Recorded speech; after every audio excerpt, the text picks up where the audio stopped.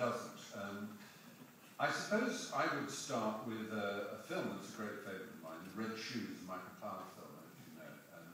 And there's a marvellous scene, Anton Walbrook, that plays a kind of, I suppose you'd say, a sort of impresario, dance impresario figure. And the heroine is this girl, played by Maura Shearer, and she wants to be a dancer. And her mother is very ambitious for her, and they see this Anton Walbrook character at the opera house where there's a ballet going on. And the mother says to her, this is my daughter, she's a marvellous dancer, I hope you'll take her on. And he turns around, looks incredibly bored, and says very rudely, I have enough dancers, why do you want to dance? She says to the girl, Maura Shearer.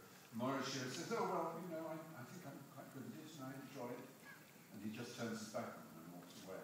And the mother goes, well, he's extremely cross. What a rude man, just as well not going to dance with him. And then camera closes in on her face. She looks after this retreating figure. You can see her eyes kind of start to blaze. She goes up to him, taps him on the shoulder, and turns around, this time very annoyed. What? She says, I just want to say that I'm sorry, I was quite wrong in my answer when I said that I'm quite good at dancing and I enjoy it. It's not that. It's that I have to dance. I can't help it. I am a dancer. And he looks at her and his eyes just flicker over her face and he says, come and see me tomorrow morning.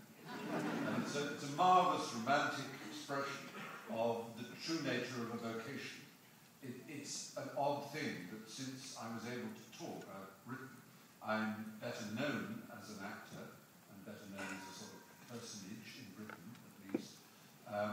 But I wrote before I ever acted. I wrote stories at school when I was 4, literally compositions and things. And I continued to do so all the way through my teenage years, and I continued to do so privately all the way before university and during university. I wrote a play, and I wrote many other things. But it was only, unfortunately, I suppose, the accident of becoming an actor and becoming relatively well known that gave me the confidence to attempt to write a book. It's a double-edged sword. If you're well known to write a book, naturally all true writers, like Freddie here and Andrew, hate you because you get window space. Freddie, of course, is a big enough writer, and so is Andrew Franklin to get window space. But there are plenty of other authentic writers who see a celebrity, to use perhaps the cruelest C word in the English language, and yes, I am using the other one. To see a celebrity get this huge window display must be gall and wormwood to a writer, a true writer. So I was fully aware of how difficult it was for others to accept the nature of this new beast, the celebrity author, and how distressing it is in the world of letters to have such creatures about. But inside I was screaming, but I was always a writer. And if there was any reason to become an actor or a presenter or whatever it is I am, it was in order to write.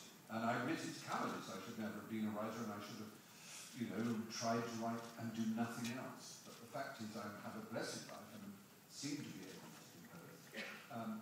Part of me, and it's something that I don't want to dribble myself down all over you and leave you in a sort of wash of my own particular problems, but I do, and perhaps we all do, I do speculate as to whether I would have been a better writer if I hadn't been distracted by the lure of television and film and stage and other such things. To me, it actually doesn't matter, which is perhaps a terrible thing to say, but I've reached the age of life where I'd rather be happy than good.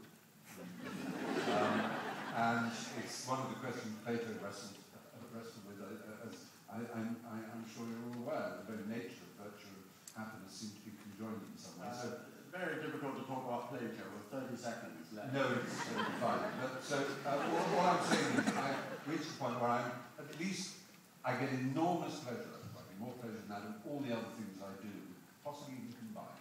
So okay.